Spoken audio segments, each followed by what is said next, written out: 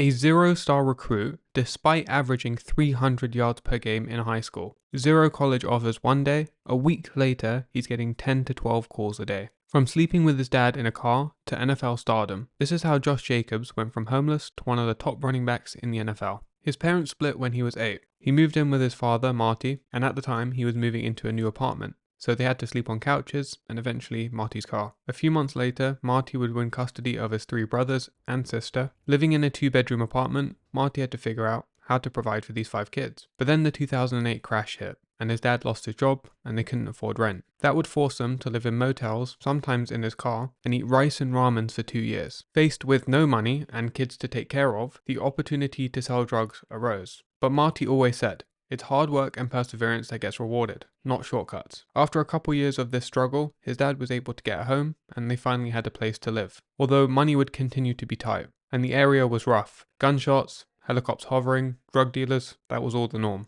The difficult situation never affected Jacobs though. He said that was all he knew. He didn't see it as a struggle at the time. When he got into middle school, that's when reality would kind of set in and he'd realize he was different from most. But for the most part, it wasn't even until college that he realized how difficult he had it. Jacobs said that football was not an escape. He just loved it. Having something he could channel all his attention to would prove beneficial. He finished high school with over 5,000 yards and 58 touchdowns. His stats were so good, the local newspaper did not print them, thinking the numbers were made up. He was averaging 300 yards per game in his senior year. So his head coach told a reporter, "Come see it for yourself." And that game, Jacobs would amass 455 yards and 6 touchdowns on 22 carries. Yep, the local newspaper would report that without fear of faking numbers. Despite such dominance, he was a zero-star recruit and had no scholarship offers. It wasn't because of lack of skill though. The high school was just not known for big-time recruits, so scouts would rarely visit. But in his own words, how is it that a guy who was 10th was getting offers and I wasn't, when I was outgaining that guy by 1,000 yards? A man by the name of G. Smith would prove to be a savior. He reached out and suggested Jacobs create a Twitter account to post his highlights. That would get his name out there and offers would start coming in, 10 to 12 calls a day. The zero-star recruit had turned into a 3-star recruit overnight. A couple weeks before decision day, Wyoming was looking like his choice.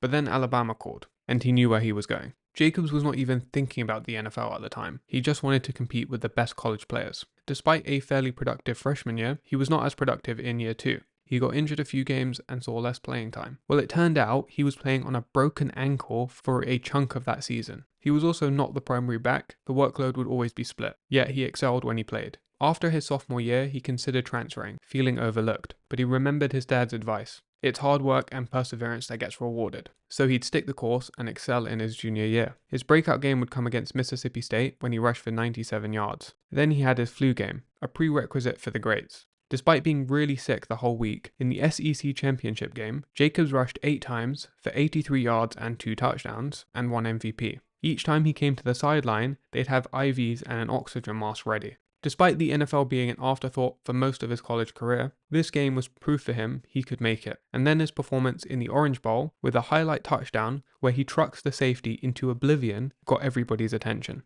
His name was now being tossed around as one of the best prospects for the 2019 draft.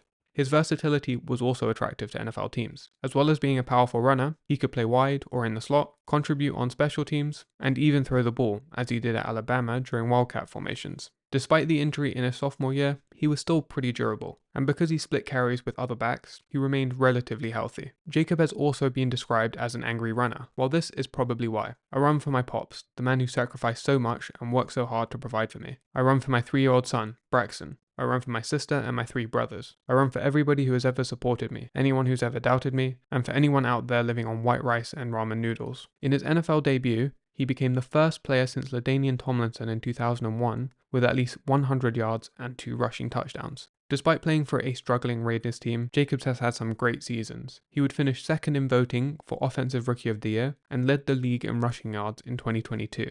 With a fresh start in Green Bay, it's going to be fun to see how the next phase of his career progresses.